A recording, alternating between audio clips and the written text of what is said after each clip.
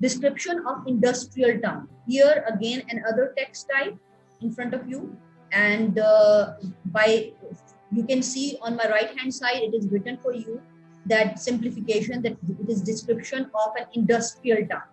I am going to read a text which shows, which is describe, which has such description that show the reader that we are describing an industrial town. So we are discussing novel text type today. In the novel, you must know that novel is written basically in the form of a story. So the same way characterization, same way there is setting, everything, right? So it's novel. Basic main term is novel, and Charles Dickens is a novelist. Now just let me read it for you, and then we will simplify it.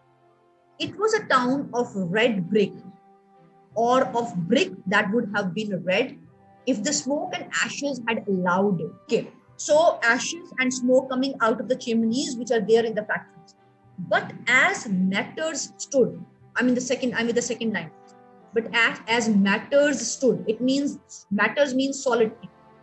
As the solid materials were standing in the town, means were built in the town, it was a town of unnatural red and black, like the painted face of a savage.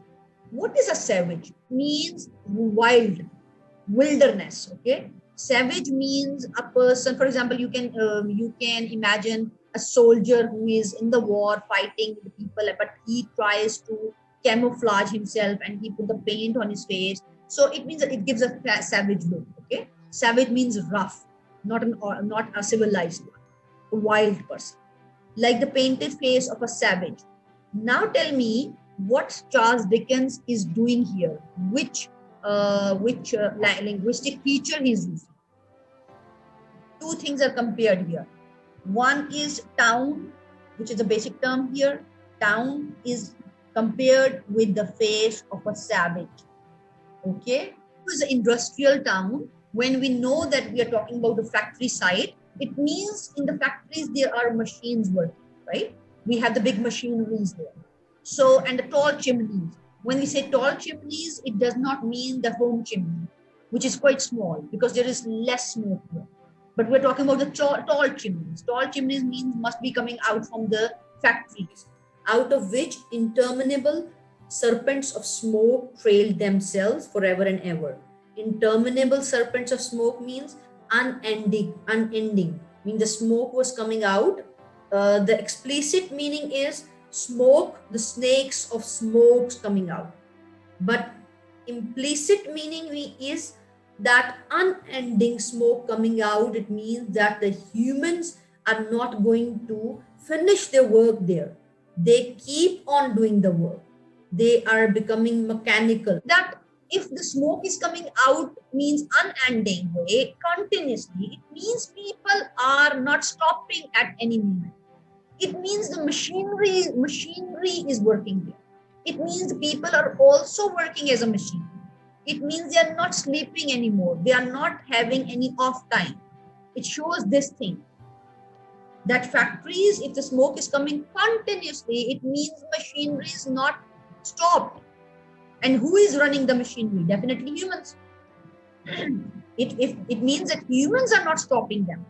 The town had a black canal in it and a river that ran purple with ill-smelling dye. What does it mean? The waste materials coming out of the factory, and they are making a lake which is purplish in color, means different kind of pollutants coming out. Okay, and vast piles of building full of windows where there was a rattling and trembling all day long. If there is any building in the surrounding, the windows, the window panes, they start shaking, they start rattling. Why?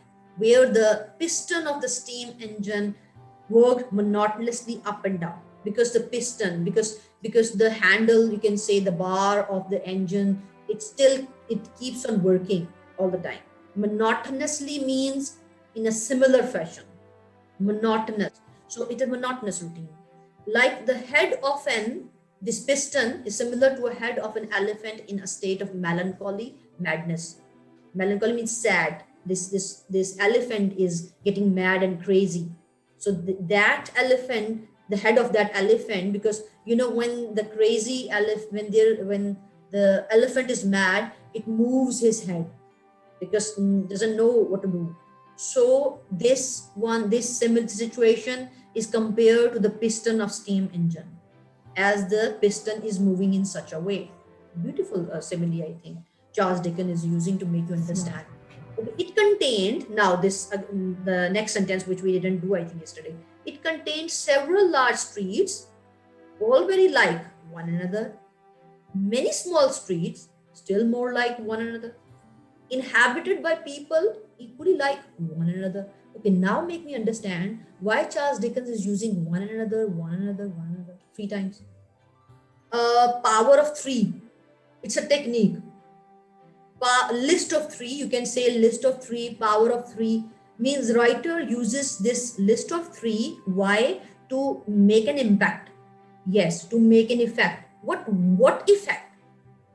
Examiner does not only want from you that you say because he is making an effect. Fine. What kind of effect? What does Charles Dickens mean by this? Why is he using one another, one another, one another? Then you will explain. He is showing the monotonous routine of the people. No matter something is big or small, no matter the people are coming from those streets, big or small, they're all same. Every day they are same, because they are structured same, they are functioned same, means there is no difference in them. So this is how he's showing. You can start your analysis by writing that in this passage, Charles Dickens is showing the mechanical people inhabiting these industrial towns. When the people are living in the cities, they become mechanical. They're having the similar routines, working routines. Okay, that's the same idea he is endorsing here.